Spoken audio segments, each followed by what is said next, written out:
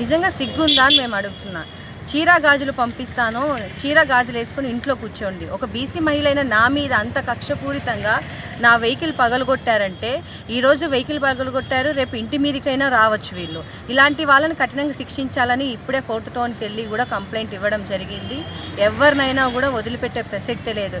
ఇలాంటి పిరికి పంద చర్యలు చేయడం మానుకోండి. ఫస్ట్ ఆఫ్ ఆల్ ఏదైనా ఉంటే ఫేస్ టు ఫేస్ మాట్లాడాలి, ధైర్యంగా మాట్లాడాలి, రాజకీయంగా విమర్శించాలి.